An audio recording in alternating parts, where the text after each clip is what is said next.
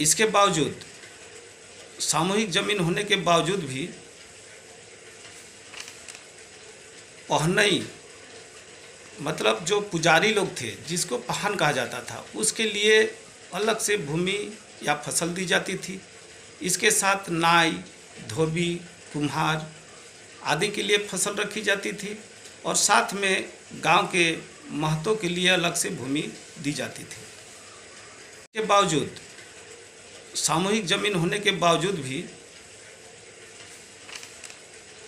पहनई मतलब जो पुजारी लोग थे जिसको पहन कहा जाता था उसके लिए अलग से भूमि या फसल दी जाती थी। इसके साथ नाई, धोबी, कुम्हार आदि के लिए फसल रखी जाती थी और साथ में गांव के महतों के लिए अलग से भूमि दी जाती थी। पूर्वजों के अपने आप को वंशज मानते हैं और ये भूमि किसी एक की नहीं होती है, ये भूमि सामूहिक होती है।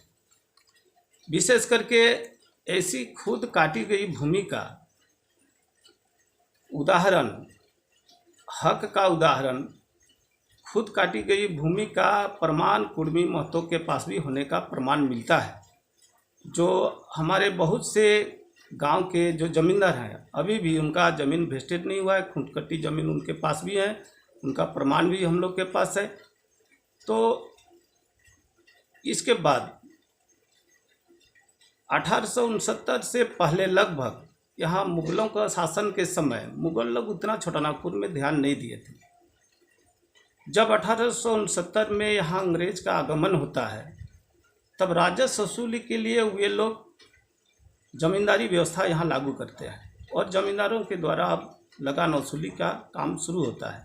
जिस भूमि की लगान या राजस्व चुका पाने में असमर्थ कोई हो जाते थे या कोई इलाका हो जाता था तो उसकी नीलामी कर दी जाती थी।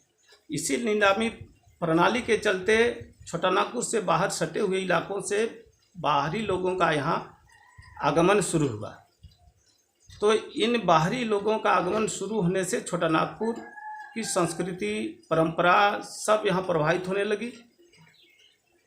तो यहाँ के लोगों ने आंदोलन शुरू किया, जमींदारी व्यवस्था के विरोध में आंदोलन शुरू हुआ और इस आंदोलन में भगवान बिरसा मुंडा को कभी नहीं भूलना चाहिए, जिनके बलिदान के चलते छोटानागपुर में एक परिपक्व कानून CNT जो हम लोग देख रहे हैं 1908 का छोटानागपुर टेंडेंसी एक्ट, उन्हीं का बदौलत है जो आज CNT एक्ट यहाँ बना है, यहाँ लागू हुआ है।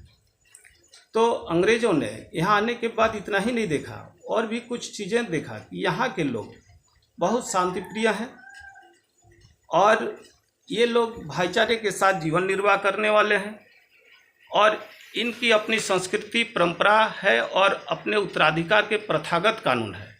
इसीलिए 1865 का जो इंडियन सक्सेशन एक्ट था यहाँ पर छोटानागपुर में, तो वो इंडियन सक्सेशन एक्ट जो हिंदू, बौद्ध, सिख और जैन के ऊपर लागू होता था, उन्होंने यहाँ के प्रथागत नियमों के विरुद्ध पाया और देखा ये लोग अलग हैं।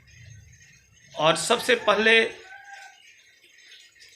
2 मई 1913 ईस्वी को गृह मंत्रालय भारत सरकार द्वारा ये अधिसूचना जारी की गई। वो अधिसूचना का नंबर है 550। उसके द्वारा कहा गया कि छोटानागपुर के मुंडा, उरांव, संथाल, हो, भूमिज, खरिया, घासी, गोंड, कांड, करवा, कुर्मी, मालसरिया और पान, ये इनको जनजाति के रूप में चिन्हित किया गया और स्पष्ट कहा गया कि इनके अपने प्रथागत उत्तराधिकार के प्रथागत नियम है, अपने नियम है। जो 1865 का इंडियन सक्सेशन एक्ट जो हिंदू, सिख, बौद्ध और जैन के ऊपर लागू होता था उसके साथ असंगत है, यानी मेल नहीं खाता है। इसके बाद अगर यदि देखा जाए विभिन्न जनगणनाओं को या मानव शास्त्रियों का रिपोर्ट को, विशेष करके जनगणनाओं को देखा जाए तो 1871 ईस्वी में छोटानागपुर के कुर्मियों को झाड़ी कुर्मी, 1901 ईस्वी में एबोरिजिनल कम्युनिटी, 1911 ईस्वी में फिर एबोरिजिनल कम्युनिटी, 1921 ईस्वी में एनिमिस्ट कहा गया है, फिर 1931 ईस्वी में प्रिमिटिव ट्राइब्स कहा गया है। इसके साथ फिर से हम इधर आते हैं तो हम 1931 का फिर एक रिकॉर्ड पाते हैं जो जुडिशियल डिपार्टमेंट के द्वारा उसको जारी किया जाता है 1931 ईस्वी में 8 दिसंबर को, जिसका नोटिफिकेशन नंबर है 3563J। उसमें भी वही बात फिर से पुनरावृत्ति की जाती है कि मुंडा, उरांव, संथाल हो आदि, मतलब ये 13 जनजाति का वर्णन है। उसमें स्पष्ट कहा गया है कि सेम टू सेम कि ये इंडियन सक्सेशन एक्ट 1865 के साथ मेल नहीं खाता है, असंगत है। इसीलिए इन जनजातियों पर जबरदस्ती इस कानून को लागू करना ठीक नहीं रहेगा। तो एक ही साथ चाहे झारखंड की परिस्थिति हो, छोटानागपुर की परिस्थिति हो, झारखंड की बात तो नहीं थी, छोटानागपुर की परिस्थिति हो, चाहे छोटानागपुर के जनगणना की बात हो, चाहे मानव शास्त्रियों का रिपोर्ट हो, चाहे ऐसे ही दस्तावेज की बात हो, इन सभी जगह पर कुर्मी महतो विशेष करके जनजातियों के साथ ही रहे हैं। अफसोस लगता है 6 सितंबर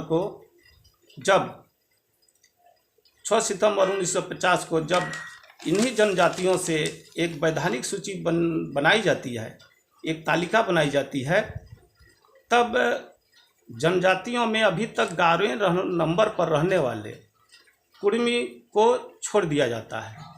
किस कारण छोड़ा गया है इसका कोई वजह स्पष्ट नहीं है और न कोई नोटिफिकेशन है इसको हटाने का। अर्थात हमारे पिताजी लोग जैसे लगभग 40-50 लाख कुर्मी महतो 5 सितंबर 1950 माने एक दिन पहले तक ट्राइब्स थे, उसको एक दिन बाद 6 सितंबर को ट्राइब से हटाकर पिछड़ी बना दिया गया। ऐसा कोई भी प्रावधान शायद दुनिया में नहीं है जो बिना वजह का, बिना कारण का, बिना नोटिफिकेशन का उसको अपना पूर्व समुदाय से या जाति समुदाय से हटा करके ज़बरदस्ती दूसरे जगह पर पहुंचा दिया जाए या लिख दिया जाए या छोड़ दिया जाए। अभी तक उसकी खोज की जा रही है, कोई स्पष्ट जवाब अभी तक नहीं मिल रहा है।